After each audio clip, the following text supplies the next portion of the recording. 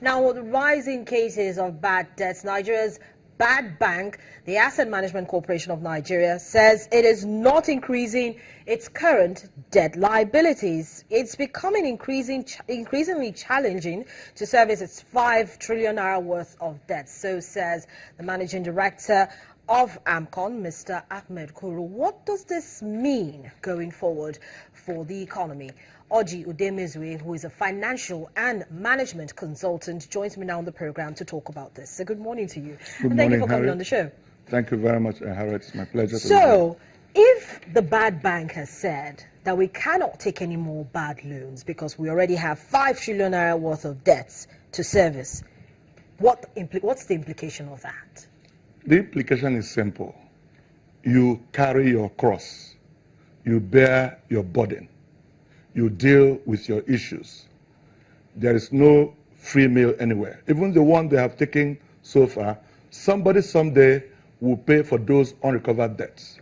It's either, because they are going to raise bonds, raise funds to be able to finance, those assets that they buy. If they can't recover those debts ultimately, and maybe they also, realize collateral and all of that, and it's not enough to fund those bad debts, somebody has to pay. Maybe government will eventually, take that burden because it's a bank fully supported by government in the model we're running in Nigeria. So the point is that, they are saying that they cannot purchase more. It's only proper because, while that initiative was taken at a very appropriate time, was a very good, economic, stabilization, policy in the heat of the financial crisis. It was a nice thing that we did. Many other countries also told that line. So Nigeria wasn't an exception.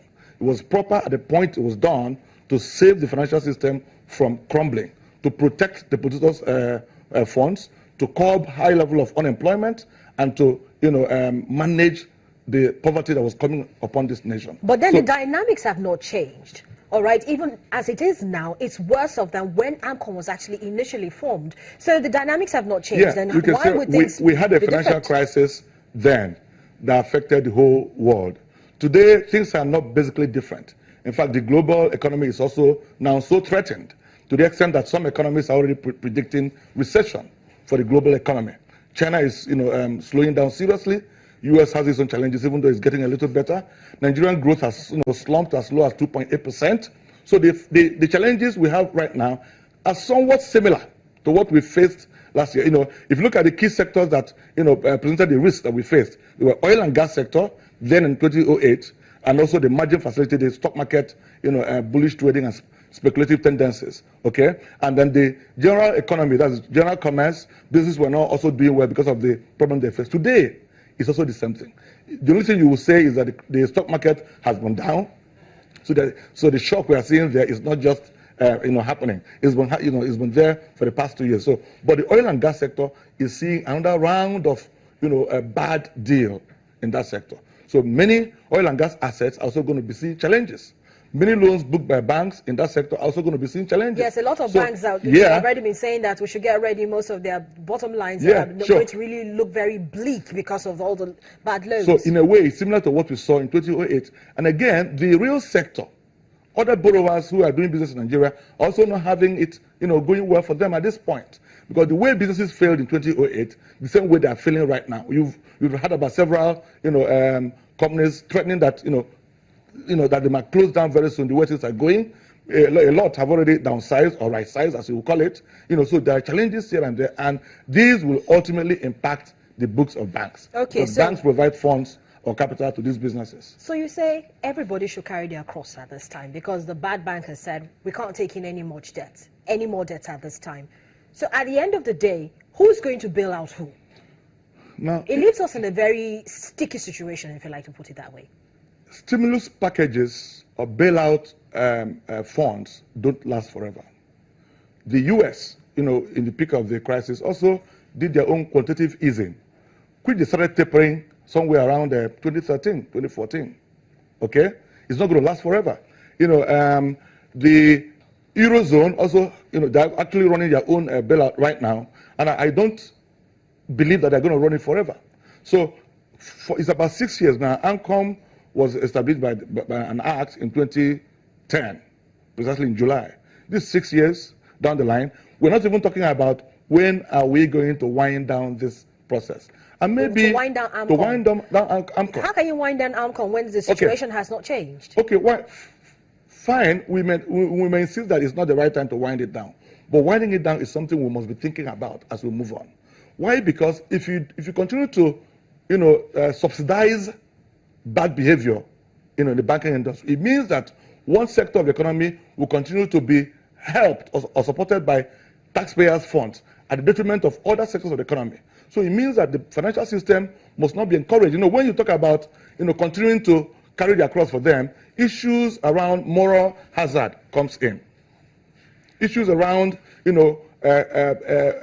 promoting, or how do I put it, subsidizing bad behavior in the financial sector comes in. So it means that banks might get all the more aggressive in risk-taking, taking any kind of risk, knowing that someday somebody will buy it off them. But then you see, the banks have consistently, since the Central Bank of Nigeria, gave them a go-ahead, published the names of delinquent loan defaulters. Some of these ones have actually been gone after by AMCON. But then, in line with what you've just said and what I've just added, how can the financial services sector now prevent a further build-up of these bad loans and ease the pressure on AMCON? So many issues come in here, and I hope I'll have a little time to share some insights on them. First and foremost, here, in this studio some time ago, I mentioned that the name and shame strategy wasn't, for me, a best strategy. Okay?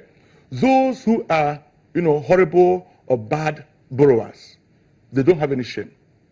And it's playing out right now. Even AMCON has complained that despite the name and shame, those who are, are carrying out some of the,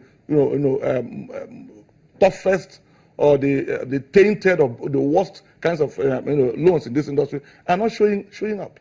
And that's what you will see. I have been in court several times to defend bad debts. And the kind of things customers say in court, oh, I never borrowed for this bank. Oh, I finished paying them long ago. Look at the books. And they try to confuse judges. And our judges, sorry to say, are not so well trained in financial matters. And sometimes they don't understand the languages that banks and their customers speak in the court in terms of how the bank's books are kept. So for me, to deal with this issue, first and foremost, we must begin to look at a risk-based approach to managing banks' credit portfolios. So, the central bank and all other authorities, that's regulatory authorities, or supervisory authorities, must begin to look closely at how banks run their businesses. First, do you have a proper, well-defined credit policy guide? What criteria do you use in accepting to fund a customer? How do you assess loans? Or are you doing that just based on, the fact that you have a security that you may not even touch at the end of the day? How do you give loans? How well trained are your lending officers? And I'm a trainer, and every time you get into a room for so many banks, you find the dearth of knowledge in terms of how you structure credit, loan structuring, and then restructuring.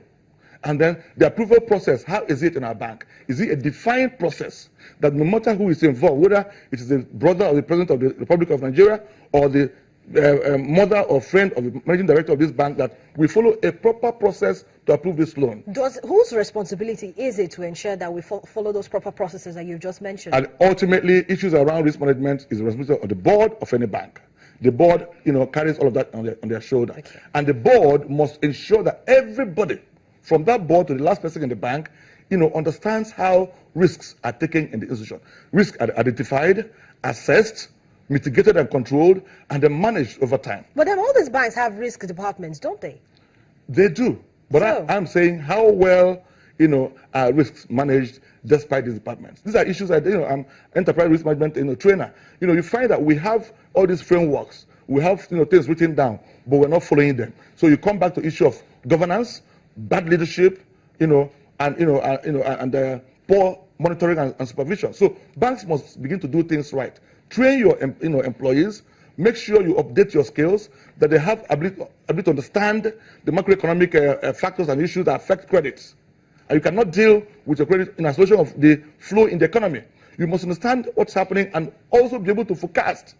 Before now, when banks, after the debts were bought, from them and things appeared normal, no bank ever thought that oil prices might slump again sooner than later, even though there were predictions to that direction. And we continue to also hold ourselves out to a lot of oil and gas assets. And it's playing out again today that those assets are going bad. So AMCON can only do so much. They can't continue to buy bad debts. They are already at above 5 trillion. That's about the size of our annual budget, which if we have to pay as a nation, it may take up to 10 years for us to pay, looking at our constrained fiscal positions. So again, if they buy more, they will continue to buy more and more. So what are you doing now? You are more like ensuring, bad behavior in the financial sector. So going forward now, and to ensure that we do not encourage the insurance of more bad behavior, what should be done? AMCON has already stated its position. AMCON is already having their own challenge. In fact, I have some fears about whether they will make more progress or succeed in getting these monies back. In the past 6 years, they have done about 40% thereabouts in recovering these debts. I'm afraid that, the way AMCON is structured, they have only about, 2 or 3 branches around the world, around the country, and they are dealing with, borrowers who are scattered all over the country. Are they able to monitor these loans, make interventions, with this, have meetings with this customer on a regular basis? Loan recovery is not just about I foreclose on security or realize collateral, or we meet in court. The judicial system in Nigeria is a problem too, because it's a slow process. So I recommend that there must be a clear definition of the courts that can deal with these issues. If possible, let's find a way to establish special courts, special commercial or financial courts that will deal with this bad debt, so that AMCON can have expedited judicial process or proceeding. Because customers get in there, and the MD has just complained that you get into court, people are doing all kinds of tactics. They call it